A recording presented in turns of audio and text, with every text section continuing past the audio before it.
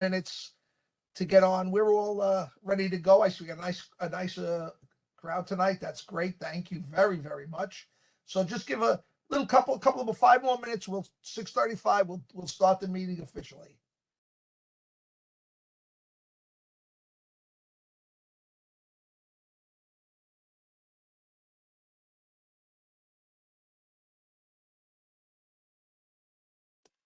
Guys, I'll be right back. Okay.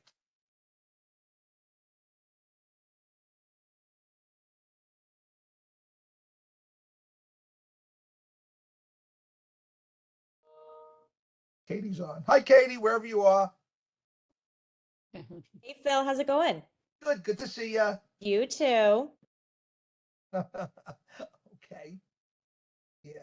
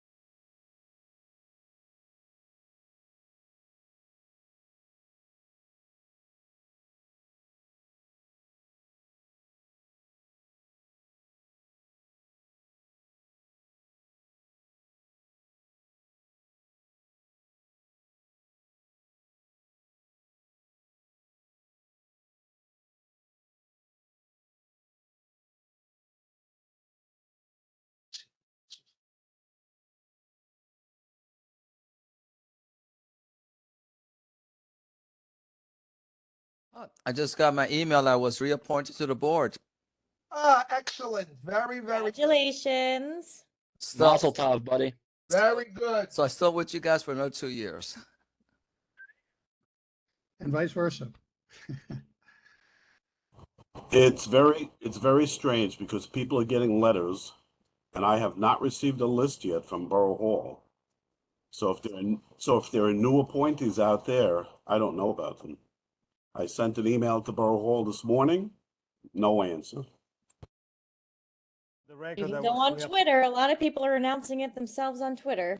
Yeah. I was reappointed too. I could only accept the list from the Borough President's office. The same list that spelled your name wrong last time.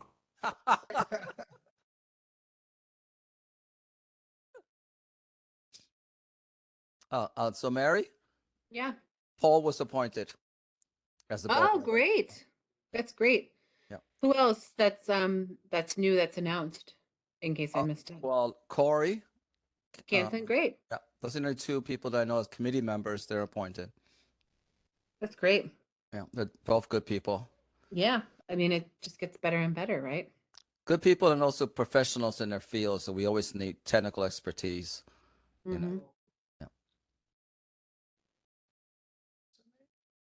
And it helps to have friends of parks. I'm not going to complain about that. Yeah. I'm sure Leslie and Vinny will be happy about that too. Yeah, it's you can have productive conversations. We all have constraints, and just see what we can get done, short term, and then the long game. But this will Vinny and Mary. There was a baby born in Cooper's Park today. Babies are all the rage right now. Explain. I'm telling you. Congratulations. Can you explain, please? No, she went into labor. Where the old dog park used to be with the benches, that's where she went into labor. We moved her to the grass. The ambulance showed up quick. I've helped deliver 3 babies, so Good job. You were there? You delivered the baby? Yeah, not me. The EMS showed up, but I was prepared. I've done it 3 times. So. Oh. Are you a midwife now, or? I'm a doula? husband. Doula business on the side. That would be good. So Could Well, I, you're retired, William, so Okay. sounds like you have everybody, time. I just got a text from Felice Kirby. She's coming on any second. I think we'll start with that agenda item. Thanks for being here, Leslie, because that concerns Marsha P. Johnson. So once she's trying to get in now, I believe.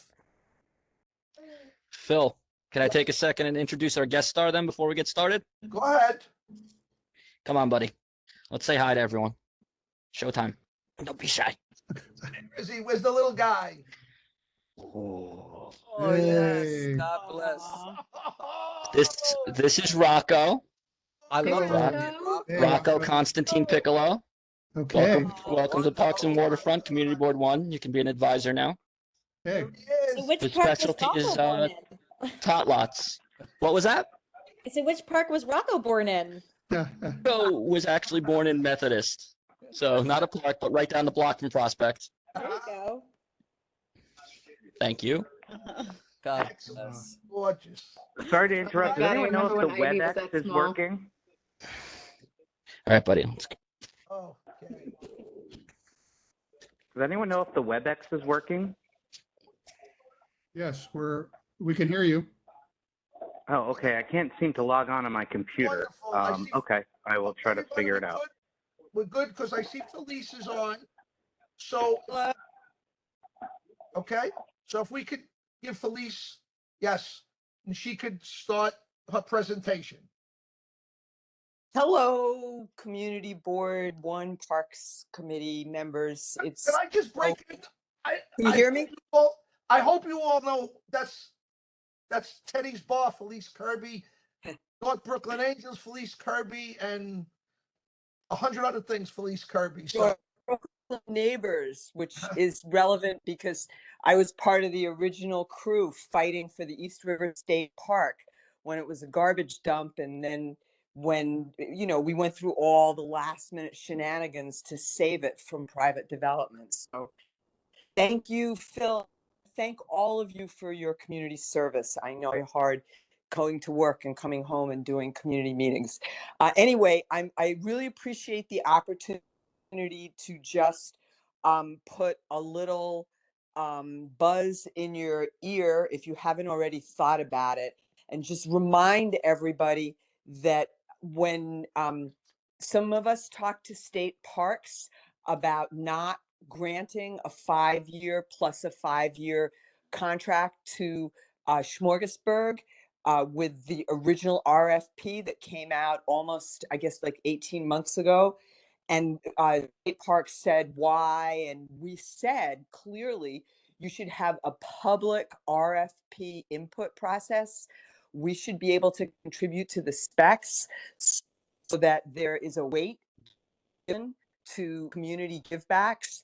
And we also said that we thought that it wasn't fair that the whole RFP seemed to be written for the existing business that was using the park, and that with a short turnaround, it just wasn't fair for others to apply for that. So I just want to get back and say that I think it would be helpful if the Parks Committee just reminded state parks that simply issuing a new RFP is not what is in the best interest of them and the community.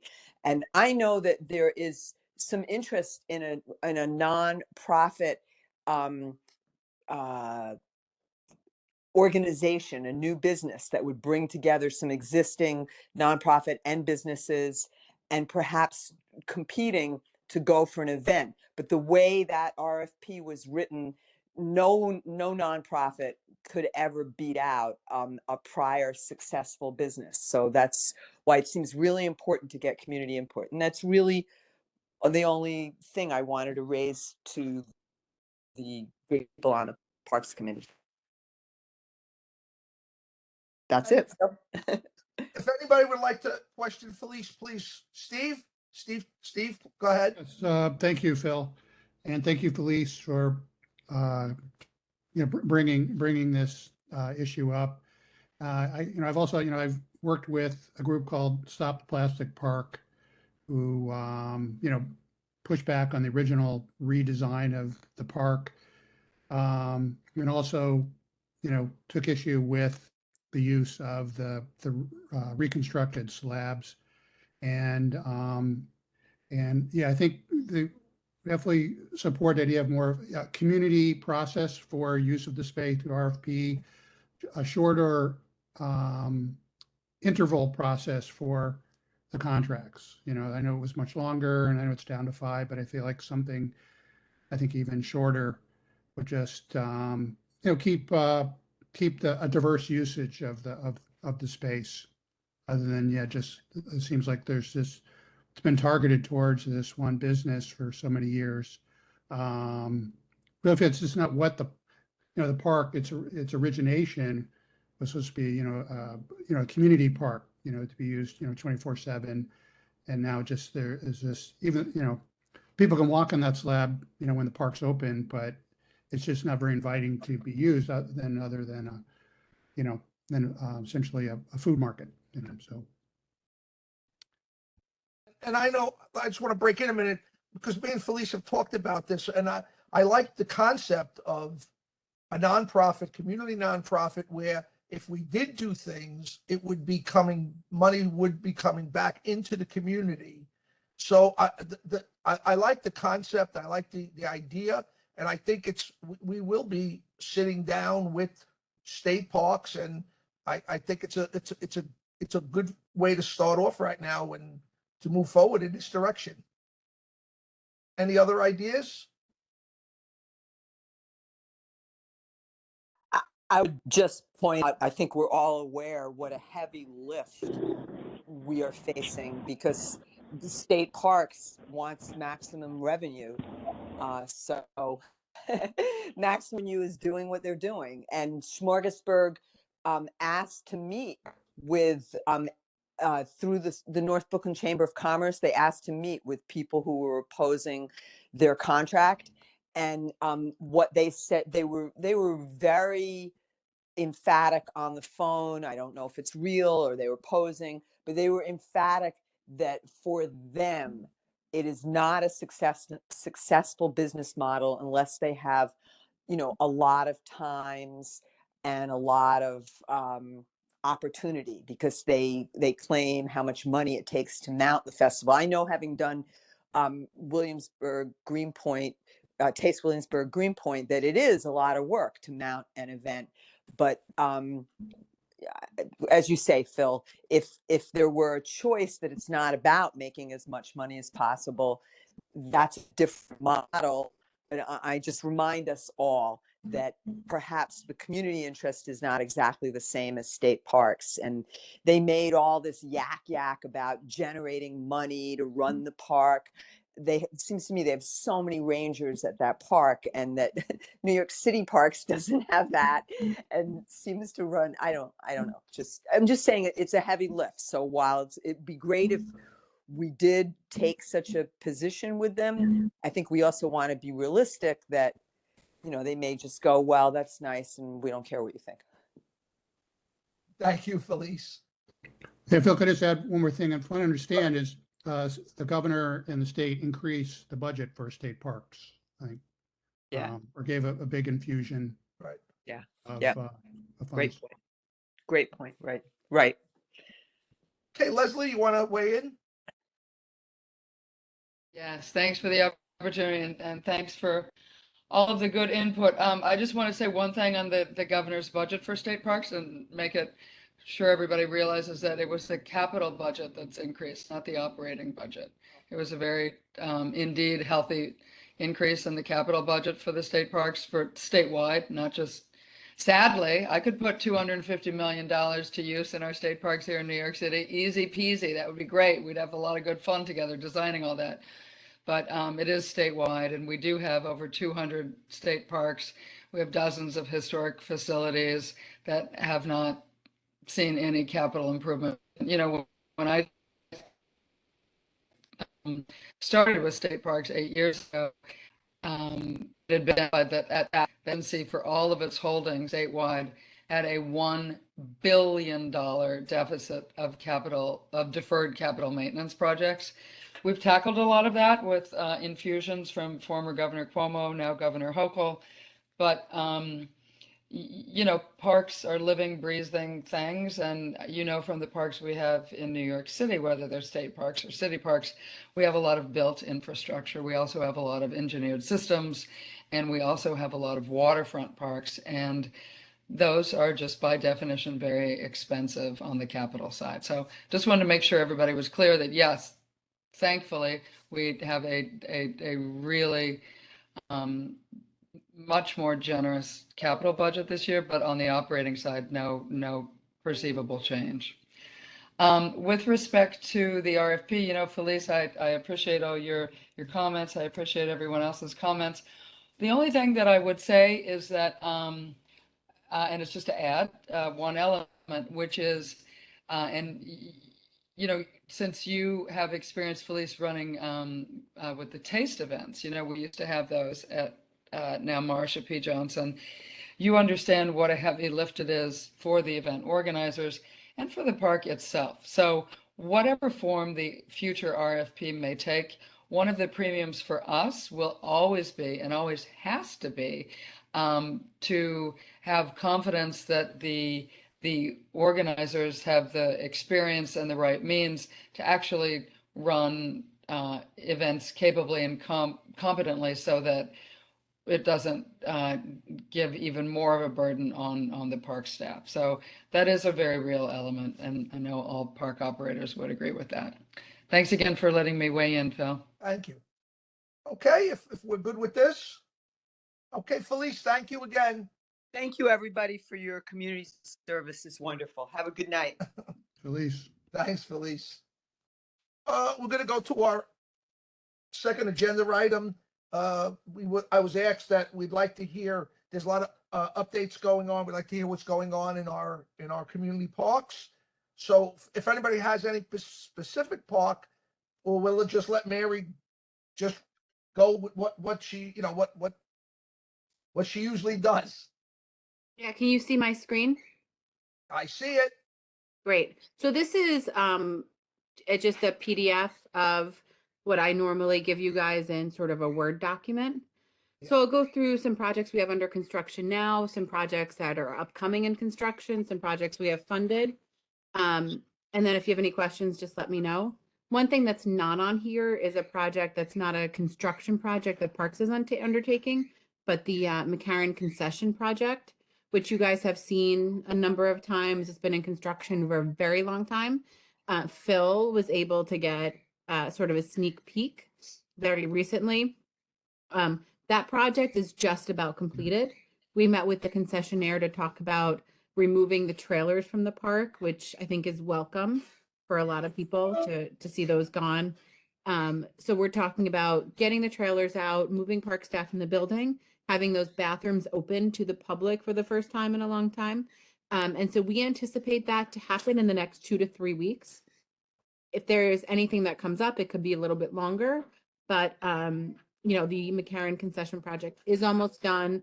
We're all very excited for that to open to the public. We're excited for those new bathrooms to open to the public. And again, these bathrooms are ADA accessible, they're family friendly.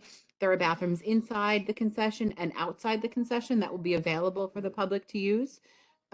So we're really looking forward to that opening up. So, all right, so we'll talk just about some projects we have in construction right now. Bartlett Playground, which is over by Whipple Bartlett Avenue. It's sort of on the south, closer to Flushing Avenue for this district.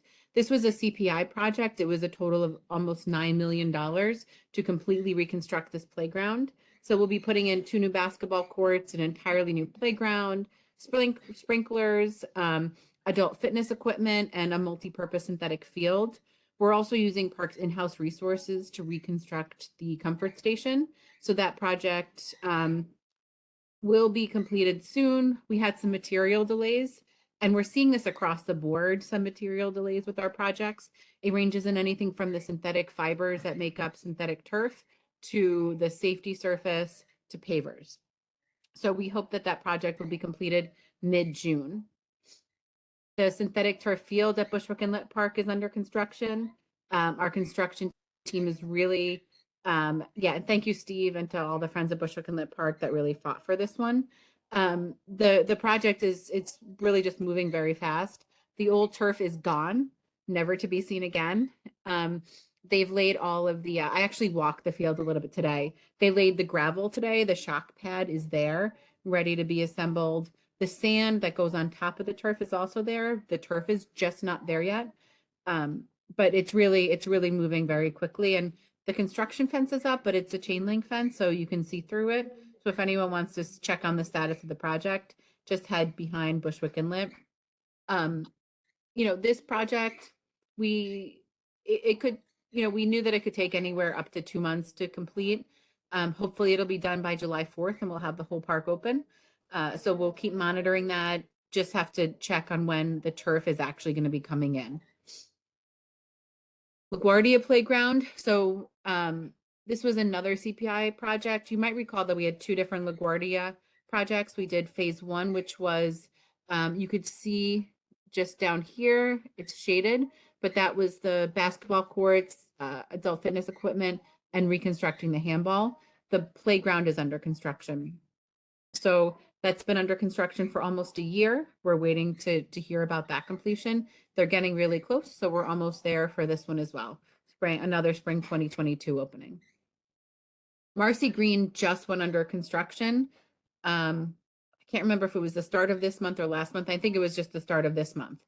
So this is going to just really reconstruct the Marcy parks. So you're going to get, there was some fenced in areas that were just, basically dirt that people were using as a makeshift dog run. So now we're actually creating a dog run here. It's going to be larger than that sort of makeshift one that people were using. Sitting areas, new lighting, new fencing, new pavement. And then Tenike Plaza, it's another just really worn out park that needed a little lift. So $1.25 million for this project. It also just closed this month. So this we'll be putting in new playground equipment. We're going to get rid of some of the shrubs that were in there. We'll take out some trees that were dead or dying in the park, and it'll really brighten up this sort of mid-block park. So that'll take a year to complete. And just a general rule of thumb, all our construction projects pretty much take 365 days to complete. If it's a really complicated project, or if it's a project that involves a building or shoreline reconstruction, those can take about a year and a half. But typically all of our projects take a year, so 365-day contracts. And then William Sheridan, this project was delayed due to COVID. The school is very excited that it is now closed and being redone. If any of your kids use that school or you've used there, you'll recall that there was a drainage issue in the middle of the basketball court that's right here. So we're going to be redoing that basketball court, redoing the handball court. We're putting in a multi-use synthetic turf field with a track around it. New playgrounds for 2 to 5 and 6 to 10. So just really or 6 to 12, I should say. So just really reconstructing the whole park. And that'll be open spring 2023. We've been also in coordination with the school. We worked with them to create a play street at South First Street. So the kids are able to get out and run a little bit. It's not the same as having a playground, but once this is done, it'll be better than ever. So the school is very excited about the project. So those are all the construction projects that we currently have in construction. We have some funded that we're waiting to start. So Box Street Park, we all know this project. We've been waiting for this to start for a while. This was approved back in 2018. We anticipate the MTA vacating the property. We're hoping by the end of this year, and we can start construction in the fall. So we would start with demolition and then move on to construction. We actually had our contractors out there last week and this week doing some testing that needed to get done. So some just sort of not environmental testing, but we're putting in a comfort station, and we had to check for vapors. And that just has to do with like if we're raising the comfort station or not. So the use currently is MTA paratransit. We're building them a new site in the Bronx. The site hopefully will be accepted by the MTA very soon, will be vacated, and then we can start. As I said, hopefully by the fall. I put this in here, Box Street Phase 2. The ERU is still on the site. We are still working very closely with sister agencies, with council members, to find an alternate location for that use. Bushwick Inlet Park, so our Motiva project is moving along. We're just waiting on approvals. We've recently received a DEC approval. After DOC comes Army Corps and SBS. But you know, again, we're moving this project along as fast as we can, and we're just waiting on some of these approvals to come through so that we can start work. Recently, we were funded for almost $94 million for Bushwick Inlet Park. So this is for the city storage demo and other park design and construction. So this is in our budget. We are very excited to use it, and we're just gearing towards. Yes, Steve, we're very excited. So we're just getting sort of all our ducks in a row here. So more to come on this. The funding just hit the budget, so there's a lot of like background work that we need to do before we can start using the funding. Cooper Park Comfort Station, this project has been delayed. We anticipate that we'll be able to start at spring 2022. I realize we're getting close to the end of spring 2022, but we're still hoping that we can start it soon. So this will just reconstruct the comfort station. It'll make it ADA accessible. There was add some lighting to the outside of the comfort station, things like that to rehab it. Epiphany Playground, this project has also been delayed. It was pre-COVID due to just working with the church next door. There was some property that was being used as a driveway. So that is resolved, and we anticipate that we can start construction here by the fall of 2022. Erickson Playground, the design is here. We worked closely with the community board to get this approved. We're hoping that we can start this construction late 2022. I'm still working on the timing for this, so I don't have an exact date for you guys. Hopefully we'll have it in the next month or two. McCarran Park Ball Field 3, so we're reconstructing the ball field. We're going to reline some of the pathways, and we do have to replace all of the sports lighting here. This one we're hoping June to start spring 2022. Again, I don't have a start date for this yet, so once I have it, I can share it. The rec center we've talked about a little bit here. I've put it in my updates to the board. One update that I do have here is that we don't anticipate now that there will be any programmatic alterations due to the construction. My understanding is that our team will be working on putting in Reading, Patricia. so my understanding is that what our team is going to do is have construction that might affect any programming in the rec center to take place on the weekends or in off hours where it won't affect what's happening in the rec center. The McGolrick Park pavement project, we are hoping to start this project at the beginning of June. Our order to work date is now June 6th. So I know it's been a little bit delayed, but we wanted to finalize the phasing for this project. We don't want to close this whole park just to do the pavement work for the entire year. So what we're going to do is phase it, 2 phases. The first phase is going to be the phase closest to Nassau, so that, you know, Russell, Nassau, Driggs side. And then once that phase is done, we'll shift to the other side. The pavilion will remain open during all of construction. The comfort station will remain open for all of construction. The playground will remain open for all of construction. The dog run will be affected, but only for a few days. And those are the days that we will be paving in front of the entrance to the dog run. So this hopefully will start around June 6th. Frost Playground, this is a replacement in Sorry, kind. I don't mean to interrupt. Mary, can I ask you a quick question about McGolrick? Sure. You said the pavilion is going to be unaffected, so I assume the green market on Sundays would also continue as usual? Yes, and we've spoken to them. There's no impact to the green market. Okay, thank you. Yeah. So Frost Playground, it's a replacement in kind. We're going to reconstruct the basketball courts, new Lexan backboards, and sports coating. Hopefully we'll be able to start this project spring 2023. Sarah J.S. Tompkins Garnett Playground. You might recall that this is a project that I put into my update a little while ago due to the name change. So formerly it was Middleton Playground. We have a project there where we're going to fix the drainage on site, refurbish the basketball courts, new Lexan backboards, and new seating areas. We hope to start this project spring 2023. And then I just have some recently completed parks projects to show you guys. So 50 Kent, we just opened this park up to the project, up to the public. It is beautiful, some really great views. We're showing a movie there tonight. We'll be showing more movies this summer, working closely with the Friends group. Hopefully we'll be able to do even more programming there, but it's a really beautiful park, beautiful views, really nice lawn area. And then, you know, we do have a spray shower on site. There's lounge chairs and other amenities. I walked by it the other day. My office is just 2 blocks south, so I'm sort of always there.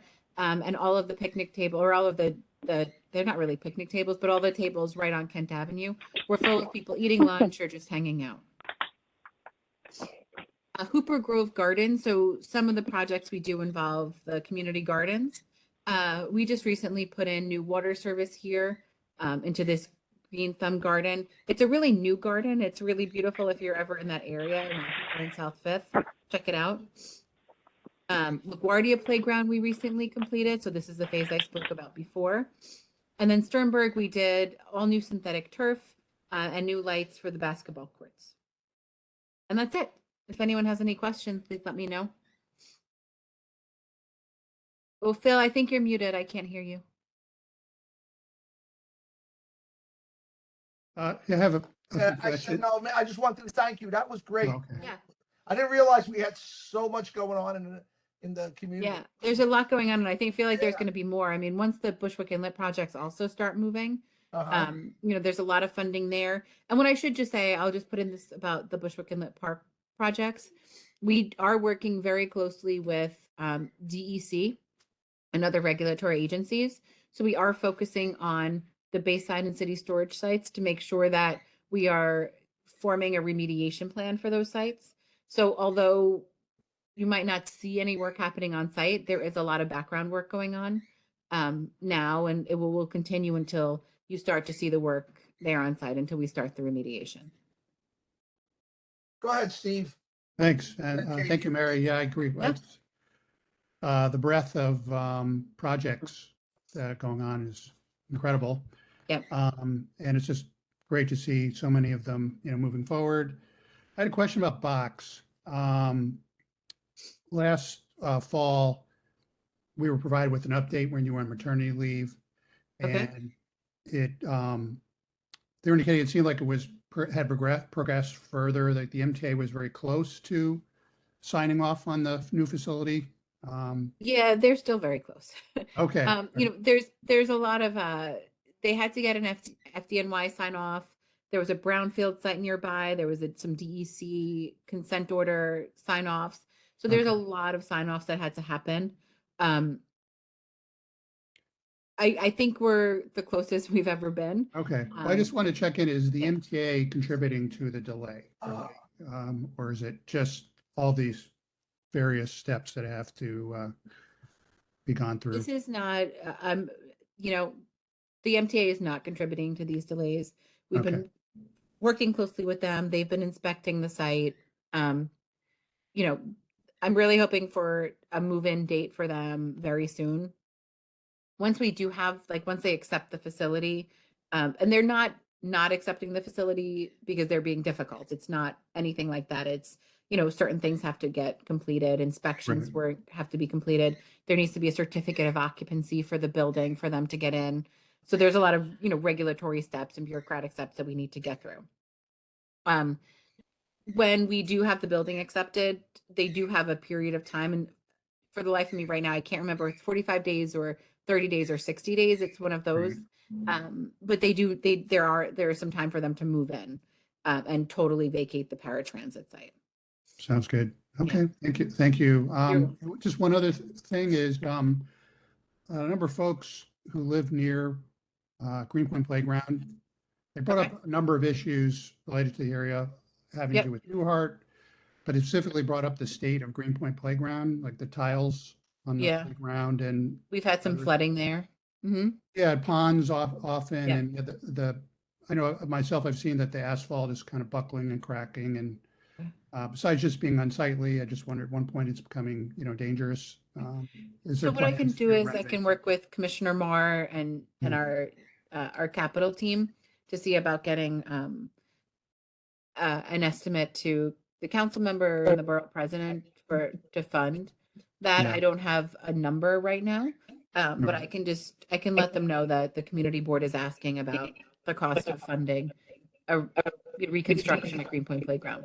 Is the Community Parks Initiative, is that still a thing? Is that still for parks that are older than beyond a certain, time Yeah, age? it's for parks that are older than a certain age. There are other criteria that I don't want to get them wrong, so I'm not going to Mhm. mention them right now. But I can take a look and to see if it's eligible for CPI. I don't think this one is. We have a number of projects in Community Board One that has, Bartlett Playground, Epiphany Playground, several others that I'm blanking on right now, but we've had a few. I think LaGuardia's were also CPI. So these may or may not be eligible. I'll check into that, and I'll see if we can get an estimate for the cost of replacement at Greenpoint. Great, thank you. Go ahead, Katie. Thank Okay, you. Yeah, Katie? I'm going to stop sharing if Thank no one needs you. to see this. Yeah, thank you, Mary, for that presentation and that plus Steve's questions. I also wanted to briefly talk through, this is more of a question for you, Phil, than for Mary, which is the process for the district needs. Yes. Right. And so, obviously we have a lot of capital projects underway. Steve, hold on one sec. Steve was just talking about kind of preferences in investment. And so last year was my first year on the board. And so I wasn't really clear on how each committee handled the district needs statement. I figured now that it's early enough in the year, maybe we could talk, hold on one second. Maybe we could talk through timing and process for how we can look at the parks projects. Right. Just let me say this. I received a notice, so we have to submit them in October. So we have some time. And I want to say at this meeting, I think everyone, we may have a meeting right after the summer, and then we can just concentrate on that one thing alone. Phil, you are connected with two devices and we can hear huge echoes. I don't know why it's doing that. Maybe your phone? No. Let me see if I can kill one of them. Okay, I don't know why I got two things on here. Actually, I have three. Oof. Maybe your browser, I you don't may know, have I keep coming on, all right. Sorry about. Go ahead. Hi, is this okay? Go ahead. I just had a question for Mary as far as there are a lot of projects going on with existing parks, which is wonderful. I'm wondering, is there any new green space being created? So Box Street Park is new green space. That was the paratransit that is Right. currently a paratransit facility in ERU for the MTA. So that's being turned into new parkland. All of Bushwick Inlet really is a creation of new parkland. So when we talk about the funding for Bushwick Inlet, we're talking about 86 Kent Avenue, which is that headquarters building and the synthetic turf soccer field. But also just north of that is City Storage, which is that white and blue building, which is going to be demolished and turned into parkland. Okay. 50 Kent, which is just north of that, is new parkland that just opened to the public. West of 50 Kent is a continuation of what was the city storage site. It's a slab now. We do have to remediate it with National Grid. That will be new parkland. And then just north of that is the Bayside site, which used to have oil tanks on it and several buildings. Those have all been demolished. We are testing the site and working on a remediation plan. So that will be new parkland. And then just north of that is what we call the Motiva site, which is that water, that inlet area with sort of like the lots of trees around it. It's currently close to the public and right next to the shops. That's all. That'll be turned into new parkland. Hopefully we'll start construction by the end of the month or the year, I should say. There's a lot of feedback too. I don't know if people could Yeah, use some help. Phil, you have like 4 or 5 I know, I different keep files. jumping in and out. I'm trying to, I keep jumping in and out. I'm sorry. I'm trying to knock them out. Let me take over the meeting, Steve. Let me see what I can do here. You should sign out and sign in again. Yes, that's what I'm gonna do. William, do you have a question? Thank you. Thank you. I sent an email to the Parks Committee and it was forwarded to Mary. So Yeah. I'm not talking about the maintenance operation, but since we're talking about the renovation of the comfort station, I really want to make sure, since it hasn't been built, that we put a container there to dispose of sharps and syringes. It's become, I started off this volunteer effort with a crew of 7 people. I'm down to myself. Earlier, one of my volunteers got pricked. So I'm in good conscience, cannot have anybody else but myself. Now, there are a group of neighbors who unfortunately are not well. And when they see me, they actually hand me the syringes. So half of the syringes are handed to me, and the other half is I find them in locations in that email. Not to go into that now. So I just hope there's still time to think about that. So if we can have these neighbors who are unfortunately addicted to this poison can dispose of these syringes. So they're actually handing them to me with the caps on. So that part, they're being responsible to their other neighbors, but unfortunately, they don't have the capacity to be responsible for their own life. So I just want to get that out there. Will, is I this took is that this Cooper? information. Yes, Cooper Park. Sorry, So Mary. that's okay. Vinny, I'll forward you the email. I did forward it to my chief. I haven't heard back yet, but I'll ask him tomorrow to see if he has any response. I've asked about this before, and I was told no. This was a few years ago.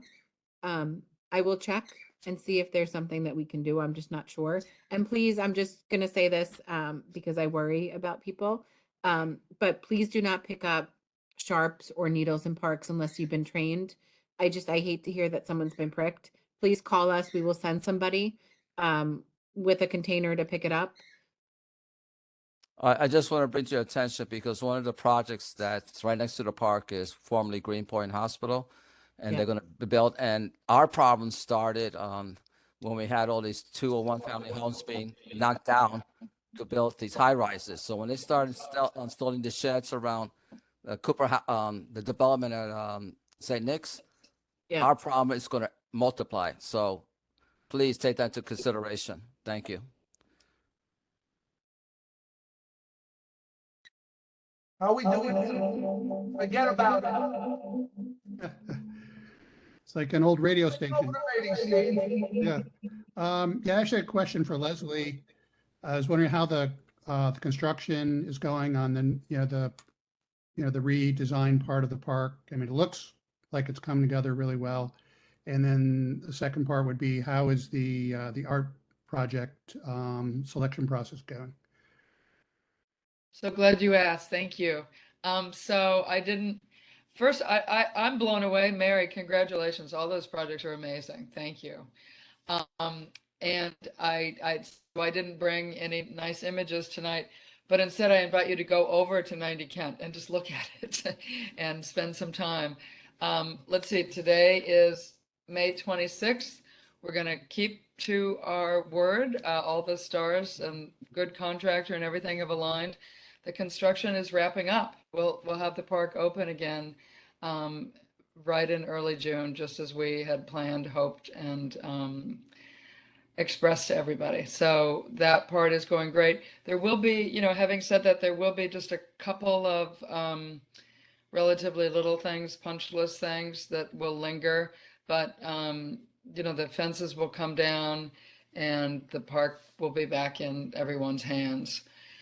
Because there is so much new turf, sod, turf, grass, natural grass, we are going to be as responsible as we possibly can to make sure that it not only has the initial knitting that all sod needs to let the roots kind of settle in and get established, but we are going to put up temporary fencing around the Great Lawn, but with gates, and we'll open and close the gates as we see how folks use it, just this first set of months, probably this first season, so that we can fully protect it, kind of shut it down at certain times to make sure that the sod really takes.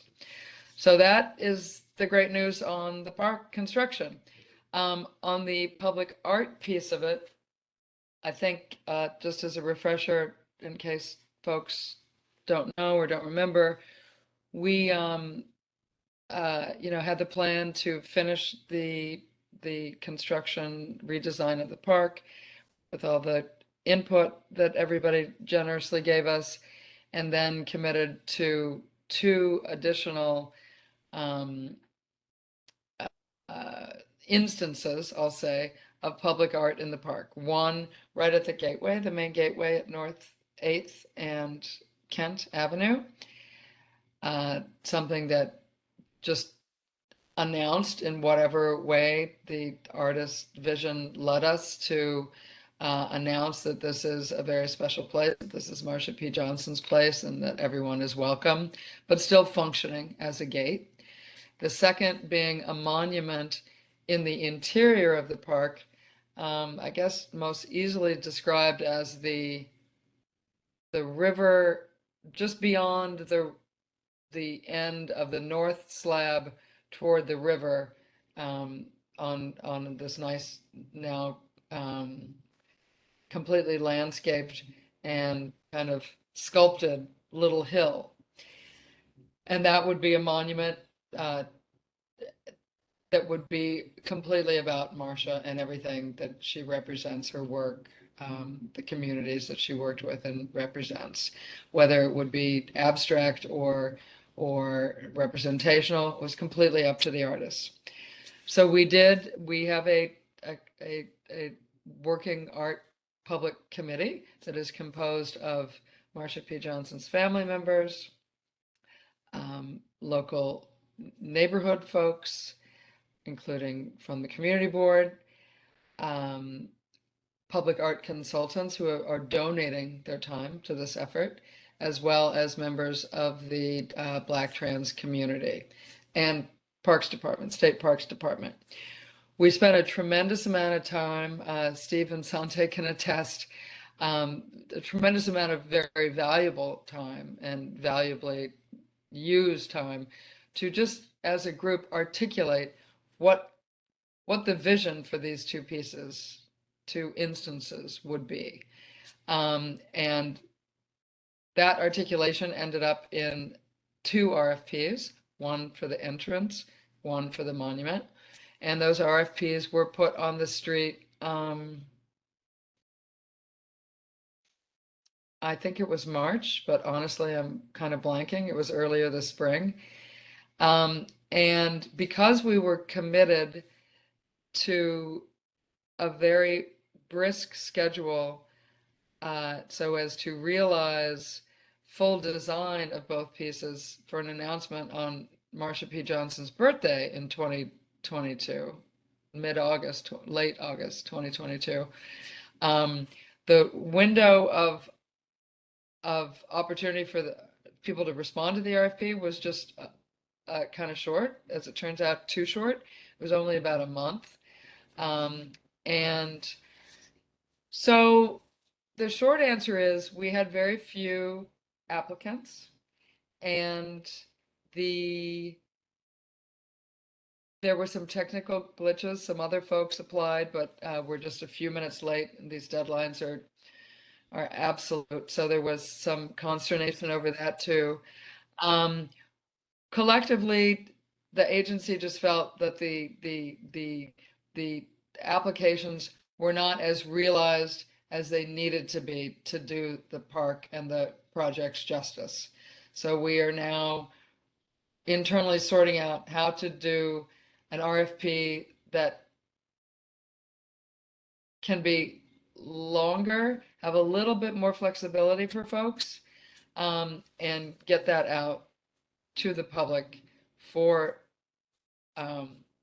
responses as soon as possible. People who responded the first time are, of course, welcome to respond again.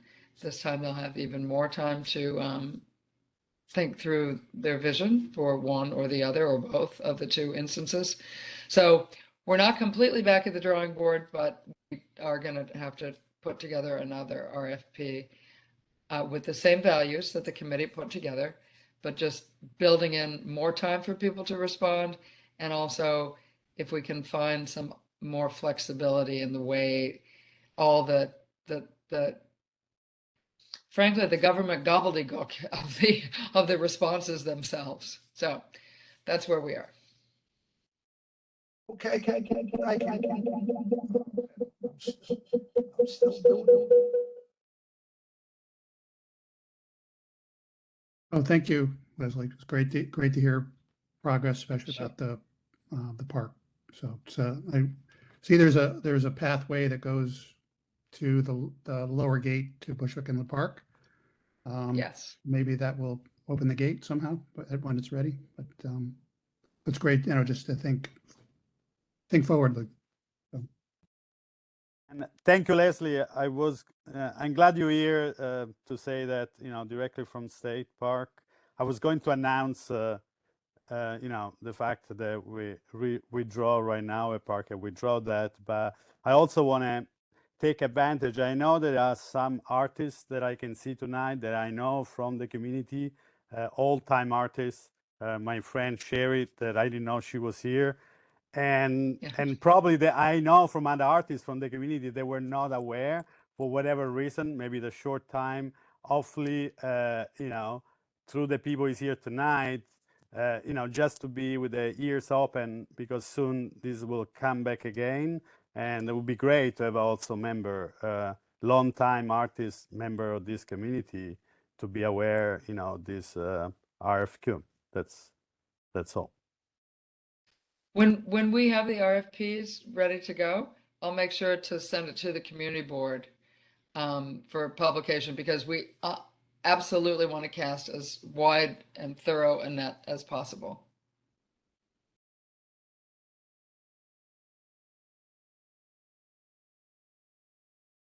I hope you all love what you see in the park. Looks like we lost Phil. Or is he on page 2? Let's see. And Sherry, do we know when you will relaunch the RFQs? Do you have any idea? Will happen during the summer, or will take more time? I don't know, but we're hoping to do it quickly. Certainly before summer ends, if not. So, but we'll let you know as soon as we know. We will spread that information. Okay, thank you. Let me see if I'm back in.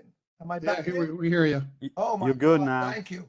Thank God. Great. All Okay. right, Phil. keep going. I think we're ready to move to Okay, the, well, on to the next agenda item. That's good. Okay, well, then I'm going to bring us to the next topic, which is the dog population. I know this is a very sensitive issue in the community, but I get more and more complaints from more and more people we talk to, different parks in our community, a lot of off-leash dogs, even dogs, they're complaining the dog runs are not big enough now, they're not adequate. But I thought it was just something we should talk about. I could personally tell you, I get a lot of complaints from even dog owners who say there's just people, they're just not respectful of everybody and all. And I don't know what we could do about it, but I thought we should just, open it up to the community to see what everybody else thinks about it. So anyone want to jump in? Go ahead. Hi, thank Jessica, you. go ahead. Thank you so much. Yeah, we were present here about a week ago or 2 weeks ago in the last meeting, talking about the frustrations that dog owners have with the small dog runs, the explosion in population, and we understand as well why the rest of the community would be frustrated with us, because we have nowhere else to go but the community parks. I personally go to Cooper Park, and I think there's a lot of us here tonight that are regulars at that park. And we are hoping, and we have asked a couple of times for the council to consider regular off-leash hours. It would be economical, it's safer for the dogs, it's safer for the community, and it's very easy. Nobody's at the park before 9 or after 9, and we are kind of a safety presence there when we're that early and that late. We talked about needles and sharks earlier. We can see a lot of that happening, and I think we scare a lot of that away as well. It's nice to have a presence at the park that has the community in it. There's at least 60 of us on an email that have gotten together. We've tried to undo some of the damage that we did at Cooper Park. We just aerated and seeded an area of the lawn that a lot of dogs migrated to and owners migrated to because the Great Lawn was fenced off. We do it because we love the park, that we know we're not the only ones who use it. We want to be mindful of that and to respect the community. But we do need a place to go. Thank you. Let me just, Mary, could you jump in? What is the policy of off, what are the hours? Are there hours? What is the city's policy for So dog? the policy is that if there's a dog run in a park, there are no off-leash dog hours. There's no leash, no off leash. Okay. Correct. Where there are off-leash hours in a park, and you can go to the Parks Department website to find this. We're also in the process of redoing all of the park signs, so it'll say it explicitly on there, but you can go to the park's website. If there is an off-leash hour in a park, it's after 9 p.m. until park close, and then before 9 a.m. The parks in District 1 that have off-leash dog hours are Macri Triangle and Grand Ferry. Those are the only two. Okay. I don't know at District 4, which is close to us, abutting us, District 2, I'm not sure what those hours are, but in District 1, it's Macri Triangle and Grand Ferry Park. No other park has off-leash dog hours. We also don't allow off-leash dogs on fields or courts. So soccer fields, handball courts, basketball courts.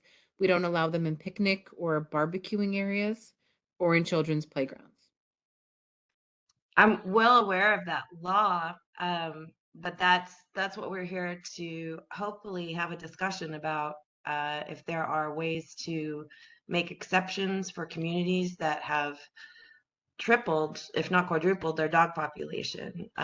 It's not safe in the size dog runs that we have currently, nor is it practical for most dog owners to travel to these distant parks before 9 or after 9. And a lot of us are, we're homeowners, we're renters, we're small business owners in the area. So though I know that's a law, I'm hoping that there's a way that can be, there can be exceptions. Is there something that can be on the table? Thank you. That's because Sherry, you could speak next, please. I can't unmute you. I can't unmute you. There we go. Sorry about that. That's okay. I want to thank Jesse there for stepping in and offering up some comments for our local community at Cooper Park. And also say hi to Sante, to Sicily. And also to thank Mary and all of you for your such hard work that you do to take care of these parks and understand what our community needs. It just, there has been so many changes in this community, and I've been here for 28 years and have had dogs in this park, Cooper Park, for 28 years. And in general, and especially now, I've noticed a lot of changes in interactions with dogs and people in the park.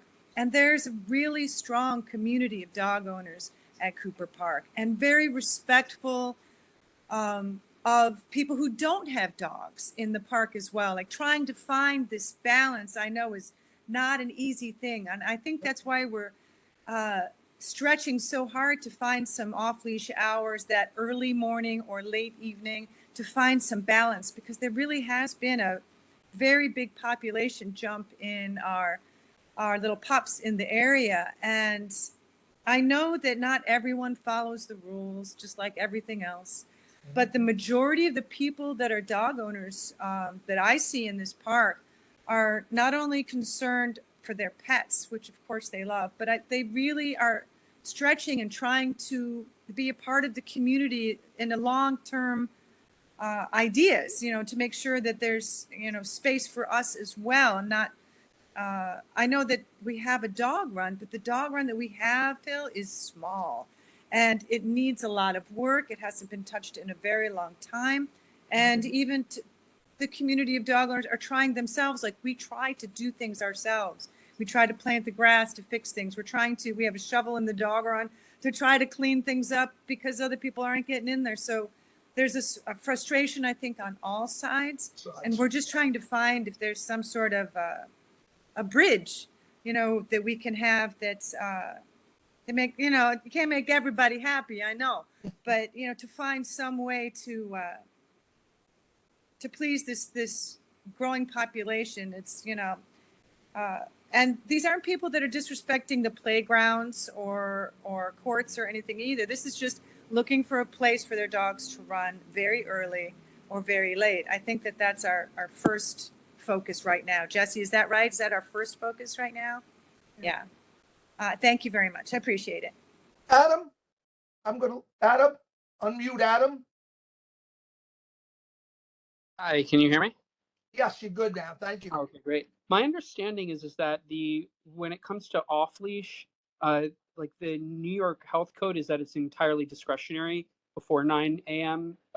Within the Parks Department. So like that there's off leash in Park Slope, or rather in Prospect Park, in their fields. There's an off leash hours in Central Park in their fields, and that like the actual law itself is that this is discretionary and totally permissible if the parks choose to make it permissible. So we've seen that like this is absolutely doable, and it would address a lot of the issues that have started to arise, which is dog owners who are essentially trying to, address the needs of their pets, being responsible owners, getting their dogs exercised, etc.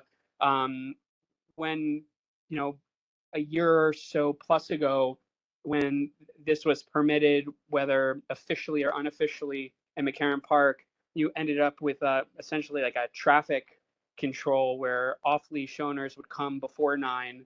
And it seems like ever since this aggressive crackdown on off-leash hours has created this second order effect of, pet owners still having pets, still needing them to exercise, and are kind of doing them at whichever hours they can try and sneak them in, which is causing more disturbances than existed before, which speaks to, Phil, why you probably are hearing a lot more kerfluffle around off-leash hours. So I guess, and I've read in other statements that technically McCarran's dog run is not a dog run that's operated by the New York City Parks Department. So if technically there isn't a dog run there, and I haven't seen the rule that was cited with off-leash hours are not being permissible if there's a park or I'm sorry, a dog run in the vicinity. I was just looking at the New York City health codes. It just seems that this is like a really resolvable thing that kind of addresses the needs of all the community, where you've got equitable access by essentially gating when dog owners are going to be there, when they're not going to be there. You've got fines that are available as a tool to enforce them outside of those areas. I guess I don't understand why this is like a problem that seems unique to North Brooklyn as opposed to the other areas. Mary, could you speak to that? Yeah, so this isn't unique to North Brooklyn. I think this is everywhere. You know, you're right. Central Park and Prospect Park have official off-leash hours. A number of other parks do as well. I don't have the list in front of me, but as I said, it's on the website, so you can take a look. It is the Parks Department policy that if there is a dog run in the park, then there's no off-leash hours in that park. This has been the policy for a very long time. The dog run in McCarran it was built as a temporary dog run. We should, you know, we've been speaking to the community. We've been speaking to the council member about creating an official dog run there, or a formal dog run, I should say, which would have proper drainage, would have a hose bib or some sort of water in the park so that the dog runs can be cleaned. I also want to note that when we put and build a dog run in a park, we do it when we know that there is an existing group there. Dog runs are cleaned and maintained by the dog owners that use them. The Parks Department does not go in and clean or maintain the dog runs. So I should just note that. In some parks, we've had, you know, damage to lawns, and we've had to reseed the lawns. We've closed lawns. At Transmitter Park, we closed the lawn there, and it's been closed since, Steve, when did we close that? In March? Or did we close it in November? I think it was November that we closed the lawn in Transmitter Park to reseed that. So, you know, we're working with, you know, our local friends groups. We're working with a lot of other groups to increase the number of dog runs in North Brooklyn. When Box Street Park is built, it will have a large dog run in it. We're putting a dog run into Marcy Park. We work closely with Leslie when she built the dog run in East River State Park, now Marsha P. Johnson Park. We have dog runs in a lot of our parks, and we're just trying to, like you said, work on a balance between, you know, what parts of the park are open to the public, what parks are closed for dogs. And it's been a hard balance, but I think, you know, we can continue the conversation. But Well, you know, sorry to interrupt, but it sounds like then like we are all in agreement then that like the dog run, I'm using air quotes, that exists adjacent to McCarran isn't really a dog run, doesn't have the drainage or any of the things that a permanent real dog run would have. So I mean, doesn't that mean that we I'm don't? sorry, please don't put words in my mouth. It's a space that dogs are using, that owners are using. But we can build a formal dog run that has drainage and has all of those other features in it. Right, formal dog We run. can. So sorry, I'm not intending to put words in your mouth, but we don't have that. And so what we do have though is an overpopulation of dogs and an area that is an informal dog run that was intended to be temporary, that was built over a decade ago, but we end this explosion of dogs owners in the area. And I can say from personal experience that I know for at least 2 years before COVID started that, again, whether this was informal or uninformal, that off leash was allowed with a strict 9 a.m. cutoff in McCarran Park. And I guess, you know, given all of the problems that have been spurring in the neighborhood, and the fact that we have this inadequate space that was intended to be temporary a decade plus ago, why can't we just do the off-leash hours like they were happening earlier a year or so ago and restart that? Now, can I jump in a minute? I see everybody's hands up. I have an order, so we'll all get in. But Adam, I'll just throw this into the mix. See, you're talking about McCarran. Jessica's talking about Cooper. So, like, I don't know if that happens if you start a snowball effect.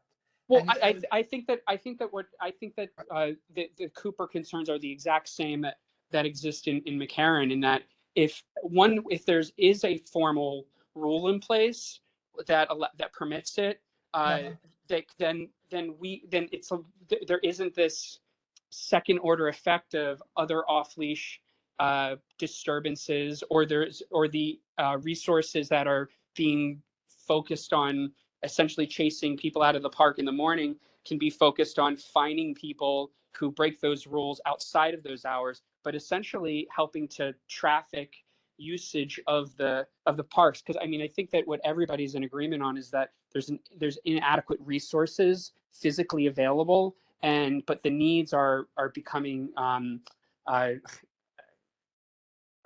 are only growing, and they're exacerbating relations in the neighborhood. And this is a really good way of creating, equitable usage of the park with all those other benefits, which I think a lot of the studies actually came out of the New York City Health Department from like 20 years ago, when this was litigated in the past, about all the other benefits that come with having designated off-leash hours. Okay, let's get some other.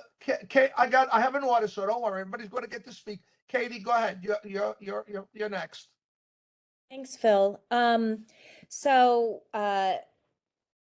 of you who know me, I've said this before, but it's just like, as Mary knows well, like dogs in parks is one of the most often talked about issues in park spaces. It's one of the most like embattled uses of parks. That is where folks are really fighting for their space. And so the reason I think Phil put this on the agenda is because at the last community board meeting, there were a couple of phone calls, one of which was in support of off-leash hours, one of which was not. And so for every person who would like to see off-leash hours, there may be another person who doesn't. And so I think the last time that there was like a North Brooklyn dog forum kind of hashing out these issues was a very long time ago. I think maybe the first year after Transmitter opened, right? And and so it turned out to be just kind of like a really uncomfortable fight between neighbors, which is really uncomfortable because people are really, want the best either for their kids or their dogs. And so actually, what happened after that meeting, again, it was a long time ago, but what happened was an advocacy group that really pushed for the electeds to, for example, have a permanent dog run in Northern Greenpoint to the folks who lived around Transmitter. Hold on, my love. And so, Mary had mentioned the Box Street has a dog run in its design. And, part of that was because of the folks who came together to advocate for that subsequent to Transmitter and having those similar issues in Transmitter. And so, I all this to say, my advice might be to advocate for a more permanent solution, whether it's McCarran or Cooper. I think that Parks has recognized a lot and heard a lot of your voices and has been doing a lot of investments in the dog runs that we have, right? Like Mary's been working with the McCarran dog group to do improvements there.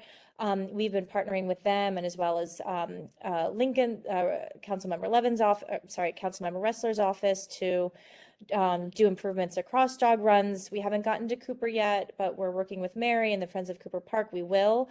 And so those are, of course, temporary improvements, but I would suggest advocating for a more permanent dog run so that you can have that designated space because,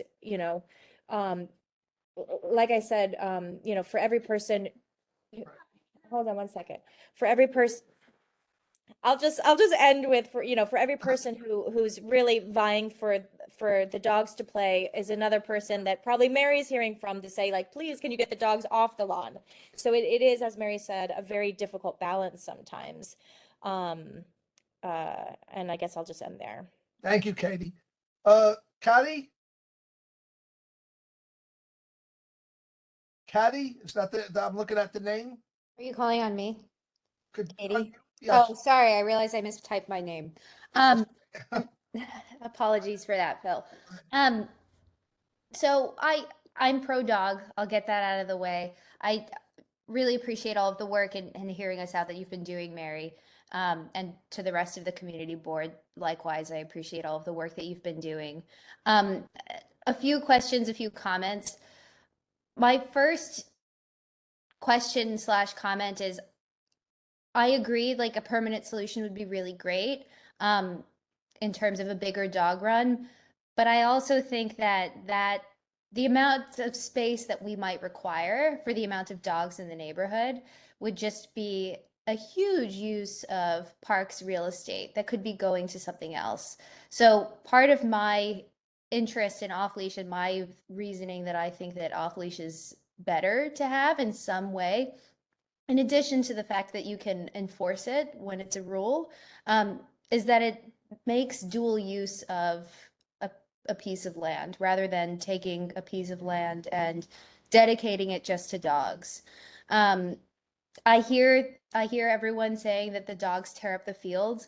One of my other questions is why the parks department or why there's no enforcement around other things that tear up the fields. I'm upset every time I see an off-road vehicle whipping around the baseball fields, not just because I'm upset about the grass, but honestly, it's unsafe, not just for my dog who's on a leash, but it's unsafe for me to have to be looking over my shoulder for a motocross bike. And then my only question, and I don't know who's the best person to answer this, is Mary, maybe you are the best person to answer this. You mentioned that dog runs need like a group to maintain them, and you're looking for a group to maintain like the off-leash presence or a future new permanent dog run. I just want to I want to know like what sort of requirements need to be met for a group to be considered a group. Like I hear Jessica mentioned she has a large email chain of folks that all go to Cooper Park. At McCarran Park, we have a large WhatsApp group organized of like over 100 people that are pro off leash. Do we need some sort of local organization distinction? Do we need to get a 501c3? Like, we're organized and we're here to help in ways that would support our cause. I think that a lot of us just need direction for the energy that we have.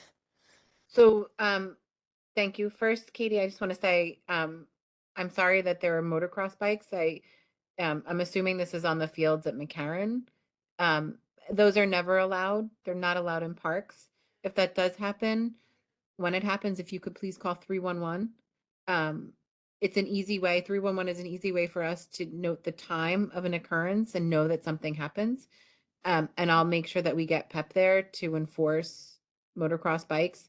That's actually another, next to some of the off-leash dog issues that we have in parks, which I know is arguable given this meeting now. But next to that, that's one of our biggest problems in parks that we have across the borough is, bikes or ATVs or other, motorized vehicles that are in parks that aren't supposed to be there. The Parks Department is trying to keep all of our vehicles off of park pathways because it's safer for the public, and we recognize that. And so having those motocross bikes in the park is not safe. In terms of a local group for, and I'm speaking specifically only about dog runs, groups for dog runs, you don't have to be an organized group. Sometimes we have one person who contacts us and says, I want to start working in this dog run. And they are able to get others that are in the dog run working with them. What we've been doing, working with Katie and the North Brooklyn Parks Alliance, and also internally at parks, is trying to equip every dog run with the tools that they can use and have inside the dog run that will help them to maintain it. So you'll see that there are job boxes, which are those big long metal containers that are inside dog runs that we put rakes and other tools inside that we hope will help to keep the dog run clean, or just get to give the tools to keep the dog run clean.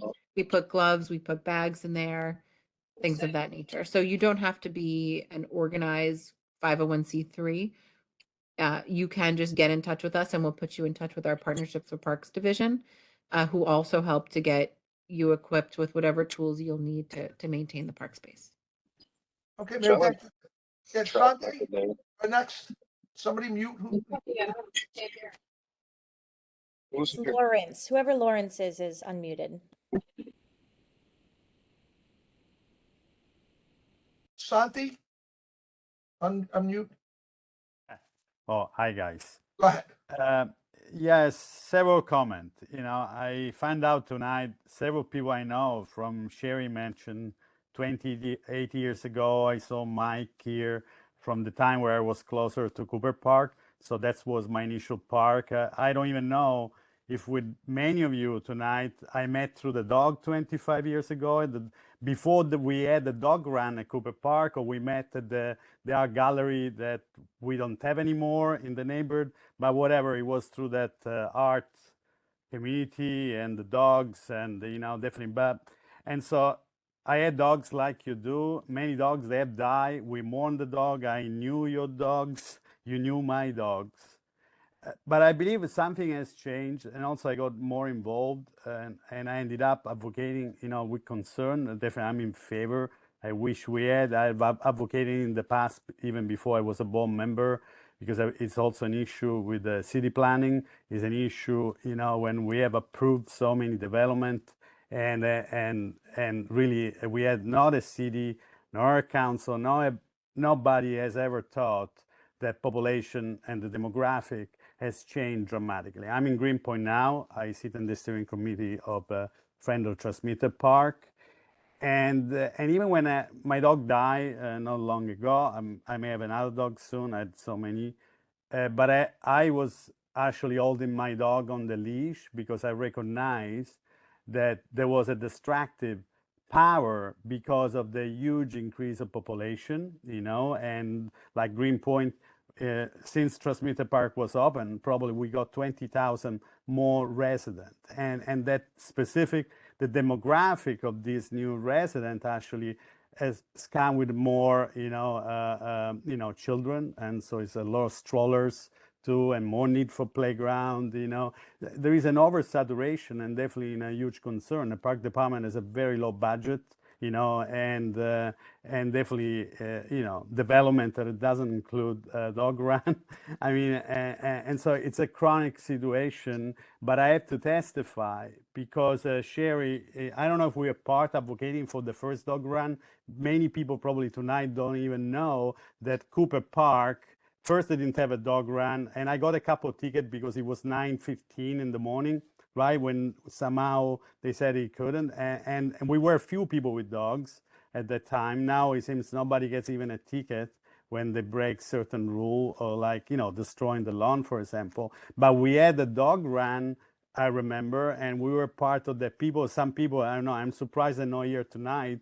Maybe they move out of the neighborhood, but you know, now the dog run is probably even less attractive today at Cooper Park. That was more attractive, was a little bit more natural, but whatever.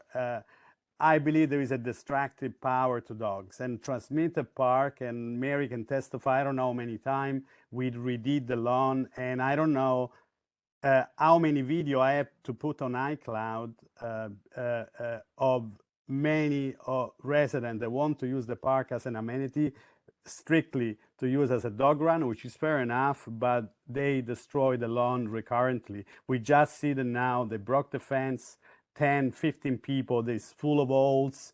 And I also know, you know, and advocate for that. There is families that they, you know, the playground are even not sufficient, and they need the children. So even the lawn is not becoming a place for picnic. Is becoming is an amplified, you know, playground. And you know, and so I believe we should really be aware of that. It's too simplistic to say that, you know, we need, you know, we got to put the hours because they have a distractive power. And before we had the soccer at Cooper Park, I remember, right? I don't know if, because I haven't been there in this last year much, so I don't know if people play soccer, but it was very distractive. Still soccer, yeah. And so, but Transmitter Park, we have like 40, how many, Steve? You mentioned last time, 40,000 residents now in Greenpoint Well, there are Waterfront. 21,000 new housing units in the, from 2010 to 2020, that was the number one and biggest increase in the city. So times 2.3 or 2.5 or whatever you use, it's, yeah. Yeah, and so the reality, I believe, guys, is that just looking at that number and the specific demographic, if we will allow that in certain parks, it's so small, and of course McCarran Park, Central Park or Prospect Park, they're so big, that they can allow that things to happen. But when we have a little spit of land like Transmitter Park that is even not able to host just even not the family with the children, is really we're lacking park space, and it's a major issue. And we have a defounded park department, and so I understand as a dog owner, but I ended up depriving myself from having my dog running free. I believe Steve did that too, and so I know other people, they did that too.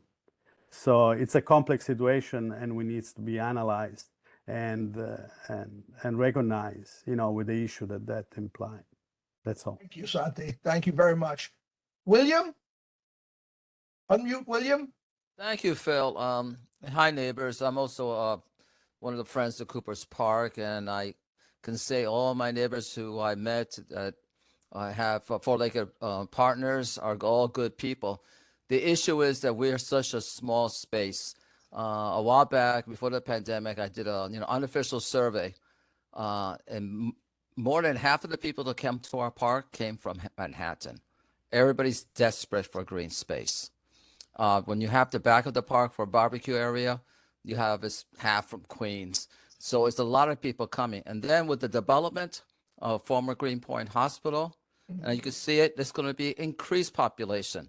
So we have to find more green space, because it's going to be a continual issue of friction between all our neighbors to be able to have four-legged friends, especially I say friends because of this pandemic, is provided salvation, mental salvation to many, as well as the children to have space.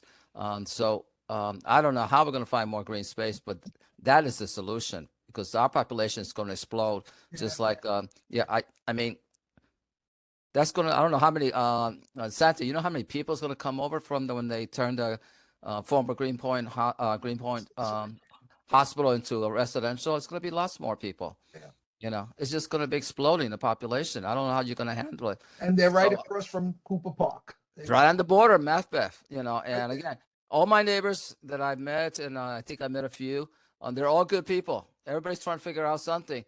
So I think we really have to figure out how we can get more space. And I don't know how, but it's just going to be more of an issue. That for years, William. So let's keep. I know.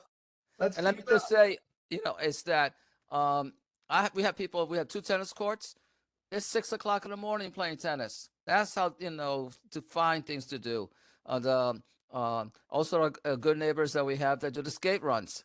They're very busy there day and night. And so and half of their population are the parents that drive them, little kids. It's a beautiful thing, but they're also from Manhattan. So our park is not just North Brooklyn, it's Manhattan and Queens. Thank you. I'm going to let some people haven't spoke. So Steve, hang on a minute. And Adam, let some people. Francois, can we unmute her?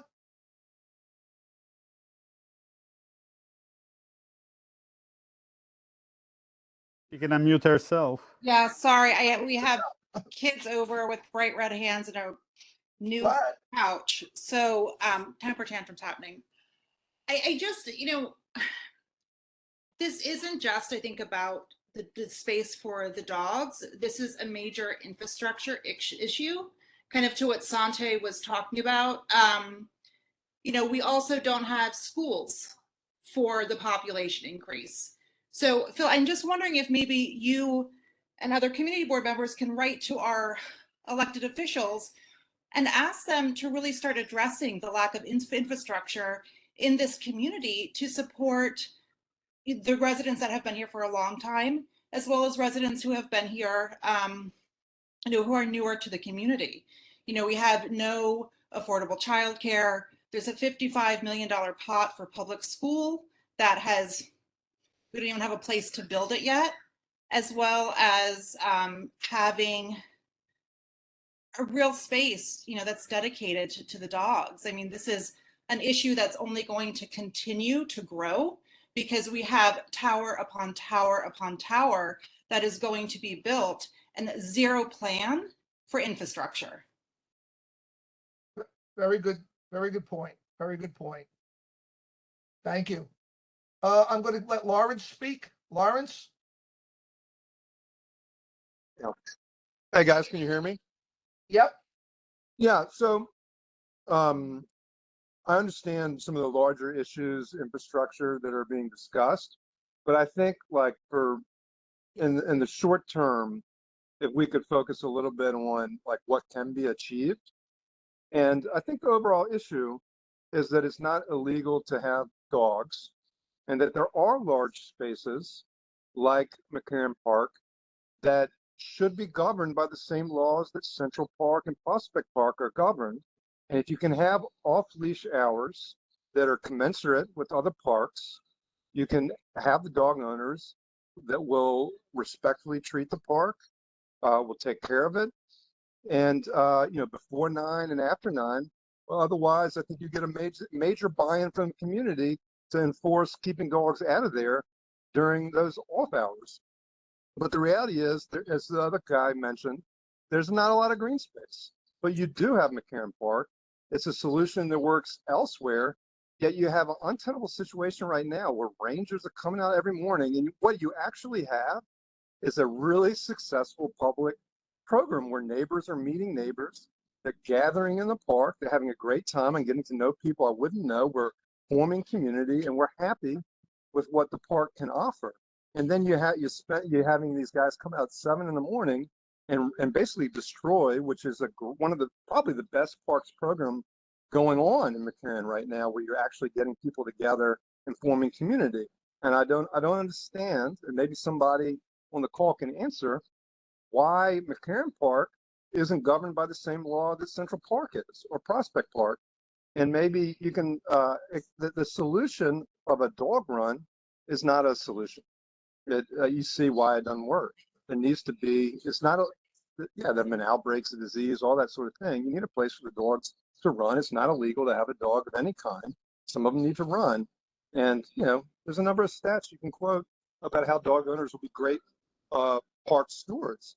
And I would volunteer to help enforce that. And I think you get a lot of goodwill if you stop prioritizing the complaints people make who aren't dog people. It's not illegal to have dogs. And I think some people forget that.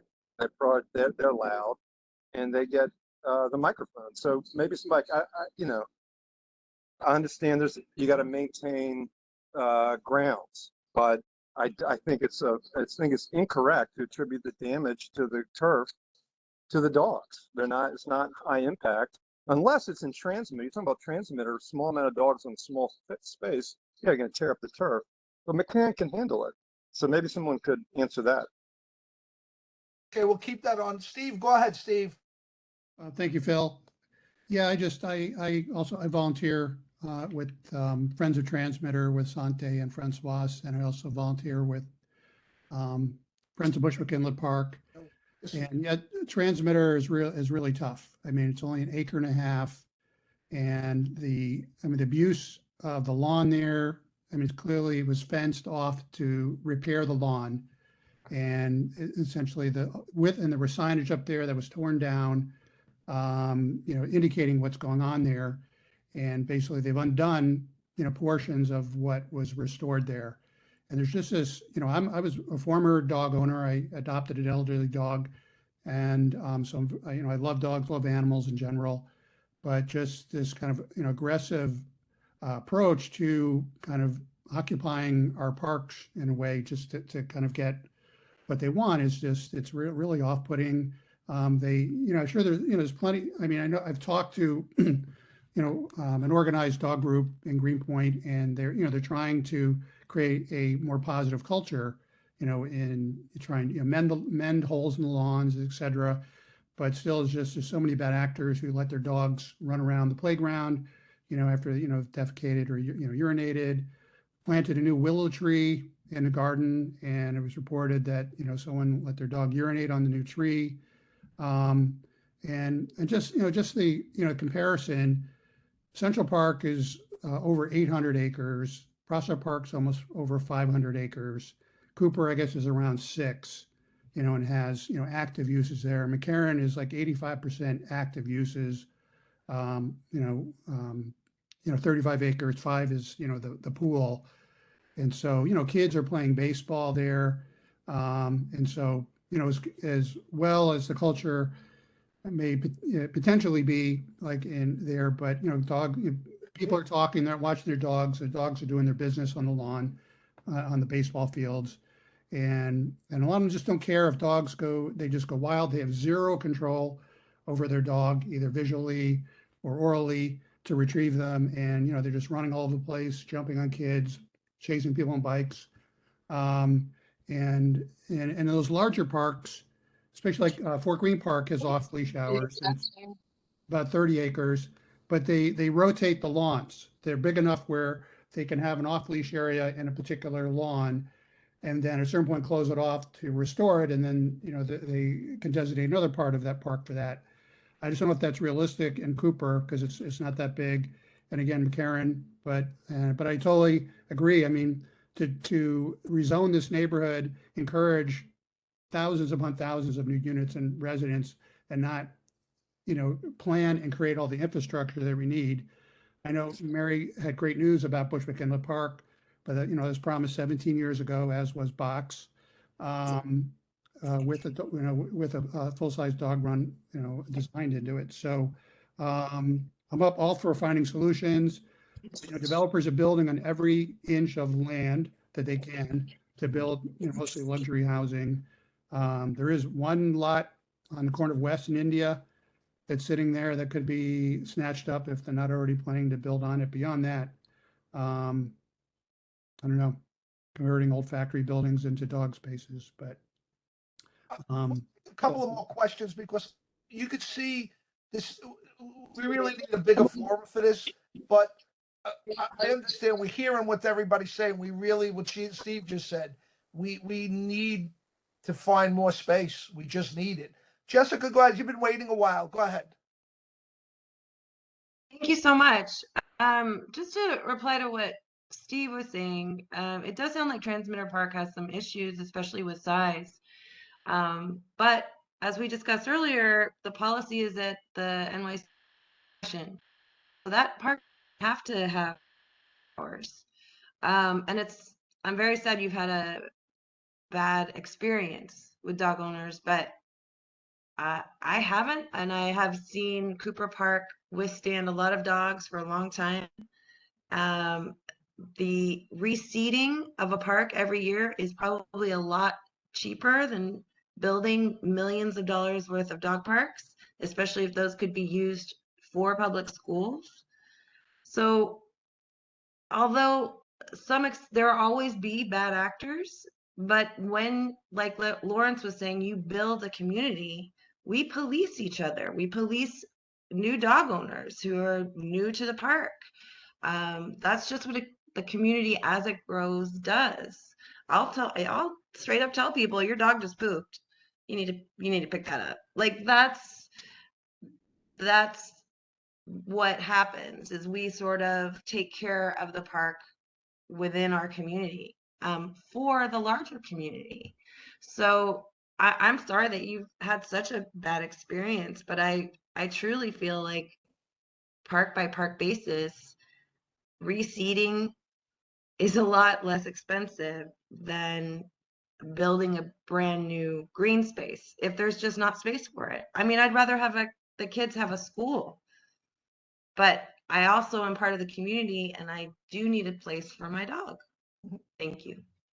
I'm going to make Michael speak. Michael hasn't spoken. Phil, can I interject on something? Go ahead, Sanjay, but I am going to bring this because this is more of an issue. I wanted to bring it up, but we could talk here for another 3 hours, and it's basically we keep saying the same thing. We understand we need more space. there's some people who want dogs off leash, and I can tell you what Katie said. For every one, you'll find someone who's going to say, "I really don't want that." So it's an issue we're going to have to deal to talk with more. Hey, This. I mean, I don't There want to needs to be a interrupt. but temporary solution. every morning, there's no one else there at 7 a.m. So no one's being offended. It's Well, space that already exists. You could solve it today. The only people that have a problem are the 4 park rangers who No. come out. There are no kids. There's nobody there at 7 in the morning. And you'd have a lot of happy people if you could use the space we already had so you can let the dogs be healthy. And then they'll go inside. They don't need to come out in the middle of the day if they can run in the morning. So you're going to solve a lot of problems if you do a solution that's right in front of you now and allow off-leash hours from 7 to 8 in the morning. All right, that's a you know, it's a solution, but I don't make that. Michael, Oh, hi. thank you. Go ahead. I guess as Santi pointed out, I'm referring to the last time I attended a community board one meeting was, I think, year 2004, when I was working with Santi and Sherry and others in getting the first dog run established. And at that point, we met with the district manager of the parks, and it was very interesting because there were a lot of complaints. I mean, there still are to this day complaints about the volleyball players and the barbecuers. There were no barbecues in, and we were looking at sites for the park. The attitude of the parks manager was like, these parks need to serve the community. They just serve as many people as possible. What we've had over the last 2 years through this pandemic is an explosion of the dog population citywide. And I believe that there is a strong mental health issue here in that this has gone far to alleviate. And I think it's actually improving the quality of life for many New Yorkers, dog owners, to be able to stroll in the park with the dogs, not just for the health of the dog, but it's actually the dog owners.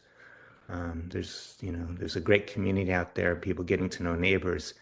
And I think it's really great that people who have problems with them, with what irresponsible people are doing to dogs, make themselves heard, and there should be enforcement of bad behavior. But it shouldn't not be enforcement of arbitrary rules for things when people are doing when they're being respectful of other park goers. Oh yeah, so this has to be something that's citywide. And I'm really curious, I don't know if anybody's been doing the research out to other community boards and other neighborhoods. I think Steve seemed he knew a little bit about Fort Greene and other areas that, I think this is a solution. Yeah, we need to work together in this solution and try it as best we can to help with everyone. But this is much more than Community Board 1, but maybe we can be a leader in this. Okay. Thank you, Michael. I'm going to let people who haven't spoken yet speak, and then we're going to cut it off. So Helen, could you unmute? Helen, unmute yourself. You're on. Yeah, I just want to reiterate what Lauren said, which is that at 7 in the morning, there's no one else using the park. I've been at the park where there's 5 people there and the rangers are coming after us, and otherwise the park wouldn't be used at all. And second of all, in terms of dog poop, I think someone said we really police ourselves with that. I don't think it's done by dogs that are off leash. But if you want to speak about that, I mean, there's trash all the time. There's broken glass. There's drug paraphernalia that no one's doing anything about. I personally have picked it up as a dog owner. And I think if you allowed off leash hours before 9, you would get a lot of dog owners in the community who would help out with the park that, frankly, you guys aren't doing.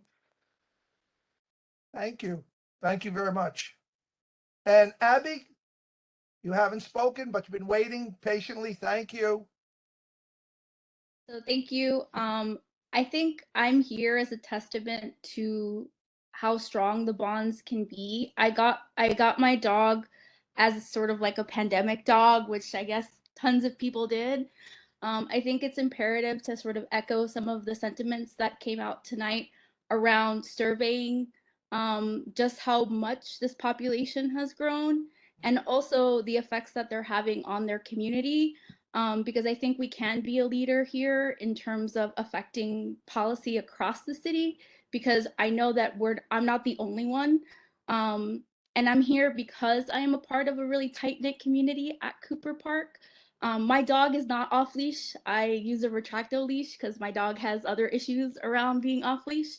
But I recognize that it is a really important like social thing that I've lived in the community for about 10 years, and it was over the last 3 years that I really started to actually enjoy the park, and that was a result of having a dog. And really bonding with the community of dog owners here. So I'm just here to sort of raise that point. Prior to that, I never went to Cooper Park prior to actually having a dog. So, and I live literally a block away from it. So I just wanted to throw that out there. That's very nice. Thank you very much. I know you said you got the wrong name. Patty, that's what you got on the thing. Go ahead. We'll make you be the last. You can finish this up, okay? Thank you. Thank you so Forget much, about Bill. Helen. Helen up there has had her hand. Yeah, I know, Steve, but everybody else has really spoken. Okay, go ahead. Just in a list replying to a lot of different things. I know Transmitter Park has come up a lot, and for Sante and those who frequent Transmitter Park, I'm sorry that it's been destroyed by dogs and by other, high traffic. I don't think, at least in this meeting, it doesn't seem like anyone is asking for Transmitter Park, and it's not one in my 6 years in the dog community that I've heard come up a lot. So potentially that one isn't included in any off-leash permissions. My thinking is that, as I think it's William said, there's not a lot of land, and a large part of the dog community isn't asking for dedicated land for the dogs. We're asking for like dedicated time for the dogs in land that already exists and has multiple uses, and can have multiple uses, and we can rotate where the dogs go. We are really great at policing ourselves. I think that with any group that uses the park, there are going to be bad actors.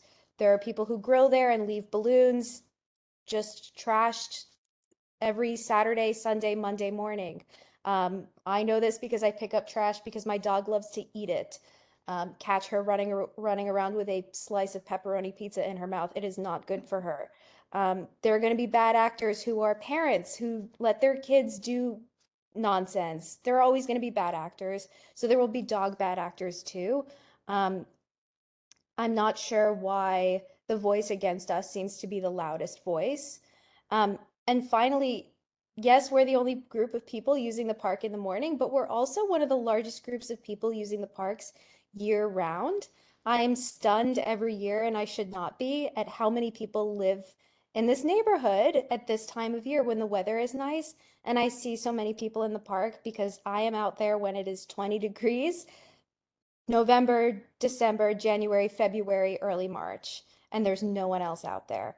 So I just would be hopeful that a group dedicated to using the park and keeping it clean that much would have a space to go. Thank you. 3 people have their hands up, and I'll respect all 3 of them. But then we'll end it at that point. Adam, would you like to speak? Sure. Yeah. I mean, yeah, 100% what Katie said, and also I think Lawrence is really hammering. I think that for the point that I think is most important, which is that like we do have a problem. We have a problem now that's getting exacerbated, and it needs a relief valve. And the dog owners are presenting a solution that's not going to take years and surveying, and has already been litigated both in courts. It has been passed by City Council. It's been reviewed by the Health Department. It has been it's been used in this neighborhood in the past. It really hasn't been addressed why that changed. But if we just allow off-leash hours, before 9 a.m., after 9 p.m., we could at least mitigate some of the stresses on the community right now. and then deal with some of maybe the longer term issues that require more organization. But I'm trying to draw attention to, like, we're presenting a solution for right now that isn't because the dog owners are going to exist unless dog owners are being told they're not welcome in this neighborhood anymore and we need to go move somewhere else, which I don't think that that's the sentiment. But this is a solution that can be put into place tomorrow if the powers that be allow it. Okay. I'm going to let Lawrence speak, and then Jessica, you could finish up. Okay. Go ahead, Lawrence. I didn't ask to speak again, but the one point I would add to the great points made by Katie and Adam are that the dog people are local residents, and the baseball groups, and I know parks need to be shared by everyone, but you know, I believe this about athletic programs. I believe it about dog owners. I believe that local parks should serve the local community as a priority. And you got people coming in from Manhattan to play kickball. And frankly, I think the people that live in Greenpoint and live in the adjacent neighborhoods in Williamsburg, you know, if they are the ones that live there and to have dogs, that they shouldn't be deprioritized to have a kickball field for some college kids that go to NYU and get on the L train and come over and leave pizza and all kinds of stuff that the dog owners clean up. Okay. And Jessica, do you wanna bring us home, Jessica? Go ahead. I just want to say, first of all, thanks for having this discussion. I have to agree with Katie and Adam and Lawrence and so many of the dog owners here that we have, and Abby, we have found a strong community with each other, and we have come to love the community that we live in. And we do take care of the park. I pick up trash every day. I'll pick up anything, but it's part of, I feel ownership over it. I feel connected to it, and I do want to take care of it. I don't want to ruin it. I don't think any dog owner wants to ruin the parks for anyone, but I think we're forming enough of a community to prove that we will help take care of it if that's what's required. But the solution is right in front of us. It's economical, it's safe. There is no one at the park before 9 or after 9, except for dog owners who keep that park safe. So yeah, thank you again for the discussion. I appreciate it. Well, it was an excellent discussion. It opened up a lot of questions. Let's let this be a beginning. How's that say? Anybody That's want great. Thank you for hosting this, Phil. We really appreciate it. I like I said, I know it's a very sensitive issue, and I'll just say that this isn't a war against dogs. Believe me, that's not what this is. As William said, we have so little park space. We're all fighting for whatever we can. So there is solutions here. We're smart enough to come up with them, and we'll work together, and that's what we'll be doing. Before we go, does anyone have any other park things they'd like to bring up? Go ahead, Steve. Yeah, I would just like to echo what Mary said about the 50 Kent section that newly opened at Bushwick Park. It's really amazing. And someone was remarking we need the new green spaces in the district. That's one spot. It's all pure, passive space. It's got this hilly lawn overlook, and the views are spectacular. So it's really great. And I was thank Mary. We've with the Friends group, she's really a great partner with the Friends groups, keeping us kind of connected to what's going on. And I just feel it's insane, just all the construction projects and the scope of them. So yeah. I gotta thank. I'm gonna let Katie talk next, but I want to thank her. That was Katie's idea to bring Mary in and talk about the capital projects. That was really, really good. Go ahead, Katie. You want to finish? You want to talk? Yeah, no, it's sort of unrelated to parks specifically, but more broadly. Some of you may know, the North Brooklyn Parks Alliance has been working with the North Brooklyn Open Space Equity Coalition, which is a coalition of my organization, parks with North Brooklyn Neighbors, Newtown Creek Alliance, and El Puente. And so I just wanted to kind of give this committee a heads up that, we want to launch a planning effort to kind of look at parks and open spaces more broadly in the district. And we've sort of started with some outreach, but we will soon be launching a survey, of the community, whether it's residents or other advocates or groups or other organizations. And we wanted to hear from you. So I just wanted to take the opportunity of introducing that coalition to the committee, because we will be wanting the community board's input in that planning effort, planning district-wide with an eye toward equity. So that's very much one reason why I'm interested in the district needs process, which sounds like maybe a dog run is going to be included based on from what I'm hearing. But There you go. There you go. but I just wanted to bring that up. Would love the community board's input over the next weeks or months as we look at a plan. Thank you, Katie. Everybody else was speaking. Francois, do you have something you want to bring up? Yes, I mean, it's just kind of circling back to the dog parks and planning. Right. Is the Long Island City in kind of the space of North Brooklyn, they have 4 dog runs that are sizable dog runs within walking distance from each other. So I again just kind of go back to, we really do need to ask our elected officials to relook at the infrastructure, because there is land that is available, and with the increase in residents that we are going to continue to have, having proper dog runs is necessary.